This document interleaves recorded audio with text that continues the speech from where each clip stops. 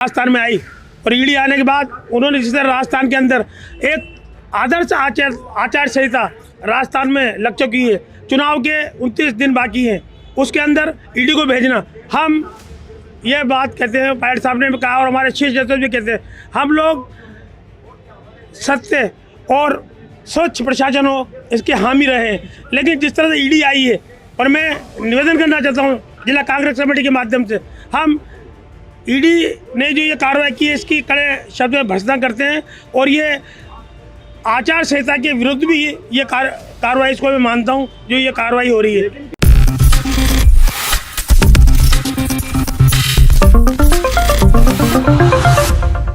राजस्थान के विधानसभा चुनाव में अब 1 महीना ही बाकी रह गया है। 25 नवंबर के दिन राजस्थान में विधानसभा चुनाव के लिए एक ही चरण में मतदान होने जा रहे हैं और 3 दिसंबर को इन चुनाव के नतीजे सामने आएंगे। ऐसे में देखा जाए तो कांग्रेस नेता सचिन पायलट जो डंके की चोट पर दावा कर रहे हैं कि इस बार सत्ता में कांग्रेस फिर से आएगी। यहाँ पर सचिन पायलट एक बेहद बड़ी चुनौती बने हुए हैं बीजेपी के लिए, क्योंकि गुर्जर वोट बैंक को वह बखूबी संभालते हुए नजर आते हैं राजस्थान की सियासत में। और अब एक बार फिर से सचिन पायलट मोर्चा खोलने की तैयारी में है। नमस्कार, मैं प्रांशी राठौर और आप देख रहे हैं नेक्स्ट 9 न्यूज। दरअसल आपको बता दें कि अब राजस्थान में नामांकन की तारीख काफी नजदीक है। आपको बता दें कि 31 अक्टूबर के दिन सचिन पायलट अब नामांकन दाखिल करने जा रहे हैं। जी हां, सचिन पायलट जो टोंक से विधायक है, टोंक उनकी परंपरागत सीट मानी जाती है और टोंक से वह एक बार फिर से चुनाव लड़ने जा रहे हैं। सचिन पायलट अब यहां पर नामांकन दाखिल करने जा रहे हैं। ऐसे में देखा जाए तो सचिन पायलट ने यहां पर चुनौती देने के लिए बीजेपी खेमे को हार का सामना कराने के लिए मोर्चा खोलने की तैयारी भी कर दी है।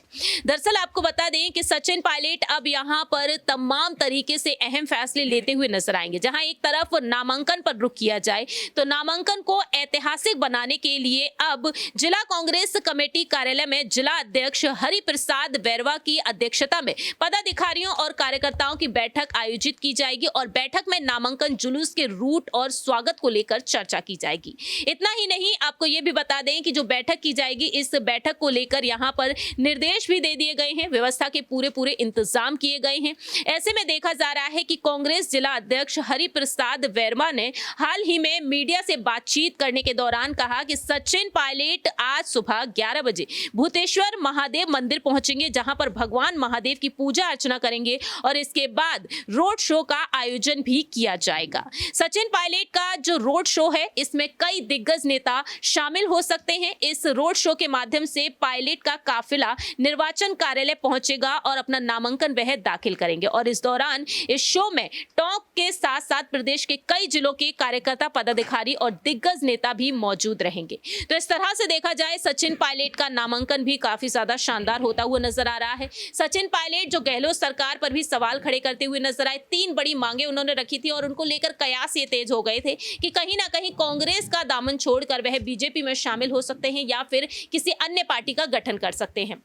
लेकिन देखा गया है कि सचिन पायलट कांग्रेस में रहकर ही कांग्रेस के लिए काफी कुछ करना चाहते हैं। मालूम हो कि मध्य प्रदेश से जो स्टार प्रचारकों की लिस्ट जारी की गई है कांग्रेस खेमे की तरफ से, इसमें सचिन पायलट का नाम भी शामिल है। तो सचिन पायलट एक स्टार प्रचारक के तौर पर मध्य प्रदेश की सियासत में एक्टिव होते हुए नजर आएंगे और बीजेपी को न सिर्फ वह राजस्थान बल्कि मध्य प्रदेश के साथ साथ वह तेलंगाना, छत्तीसगढ़ और मिजोरम में भी चुनौती देते हुए नजर आएंगे। इस खास रिपोर्ट में इतना ही। बाकी की तमाम अपडेट्स के लिए आप देखते रहिए नेक्स्ट 9 न्यूज। आगामी 31 तारीख को एकता भाईचारे विकास पुरुष आदरणीय सचिन जी पायलट साहब टोंक से अपना नामांकन दाखिल करेंगे। उस क्रम में आज शहर की मीटिंग शाद बेग जी ने रखी है और उसमें सभी कांग्रेस जन के प्रबुद्ध लोगों को बुलाया है और उसमें ज़्यादा संख्या में लोग आए, इस विषय में आज ये मीटिंग है। किस तरीके की तैयारी रहने वाली है? 31 तारीख को नामांकन पायलट साहब करेंगे। शहर और ग्रामीण सभी क्षेत्रों में एक अथाह उत्साह है। सब लोगों में इतना उत्साह है पूरे विधानसभा क्षेत्र में, जब से सबको मालूम था कि पायलट साहब को टिकट मिलने वाला है और जैसे टिकट मिला, क्योंकि पूर्व में कई लोगों को ये लगने लगा था कि पायलट साहब शायद टोंक से चुनाव लड़ लें, लेकिन जिला कांग्रेस कमेटी ने भी और सभी लोगों ने इस बात को कोशिश की वो यहाँ चुनाव लड़े और हम इसके लिए शीर्ष नेतृत्व का भी आभार व्यक्त किया। क्या और रूटीन रहेगा? रूटीन ये रहेगा, भूतेश्वर महादेव से ये यात्रा प्रारंभ होगी नामांकन की, और मुख्य बाजार से होते हुए हम निकलेंगे। और एक बात, ये तो हमारा कार्यक्रम है, लेकिन इसके पहले मैं एक बात ये निवेदन करना चाहता हूँ कि आज कल जो राजस्थान में पन्ना प्रमुख, जैसे कि हमारे राष्ट्रीय अध्यक्ष जी बोलते हैं, पन्ना प्रमुख यानी ईडी राजस्थान में आई, और ईडी आने के बाद उन्होंने जिस तरह राजस्थान के अंदर एक आदर्श आचार संहिता राजस्थान में लग चुकी है, चुनाव के 29 दिन बाकी हैं, उसके अंदर ईडी को भेजना, हम ये बात कहते हैं, पायलट साहब ने भी कहा और हमारे शीर्ष नेतृत्व भी कहते हैं, हम लोग सत्य और स्वच्छ प्रशासन हो इसके हामी रहे।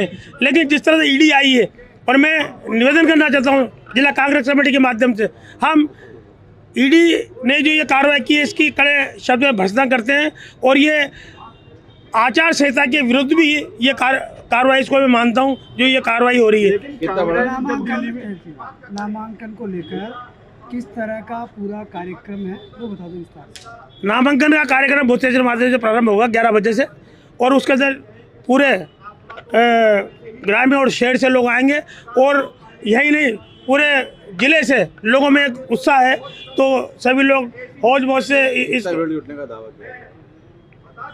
इसमें दावा ये है कि अधिकृत रूप से मैं कुछ कहने में अक्षम हूँ, इसलिए कि भीड़ काफ़ी अधिक संख्या में आने वाली है, पिछली बार से भी ज़्यादा संख्या में आने वाली है, कि 36 कौमों का नेता आदरणीय सचिन जी पायलट है, तो उस क्रम में अथाह भीड़ आने की संभावना है। कुछ लोगों ने विरोध भी जताया है, उनको लेकर किस तरह से मनाएंगे? विरोध जैसी कोई चीज़ नहीं है, कुछ हमारे आंतरिक बातें हैं जो हर पार्टी में होती हैं, कहीं बल्ब नहीं लगा, कहीं लाइट नहीं लगी, कहीं सफाई नहीं हुई, कुछ छोटी मोटी बातें हैं, वो हमारा पारिवारिक मामला है, और निश्चित तौर से हम सभी लोगों से वार्ता कर रहे हैं, हमारे परिवार के लोग हैं, और परिवार के लोगों से बात करके और निश्चित तौर से वो सारी समस्याएं हमने सुलझा ली। लेकिन एक बात, इस जगह पूरा कांग्रेस जन छोटी मोटी हमें समस्याएं भी थी, लेकिन उसका सबका समाधान कर लिया गया है। और जो राजस्थान में जो ईडी आई है, और ईडी आने के बाद जिस हिसाब से ये पन्ना प्रमुख ये आने के बाद ये वातावरण खराब करने की कोशिश कर रहे हैं, मैं निश्चित तौर से मान रहा हूँ कि राजस्थान में अब के कांग्रेस सरकार निश्चित रूप से वापस रिपीट कर रही है। रमेश बिदूड़ी ने राष्ट्रीय अध्यक्ष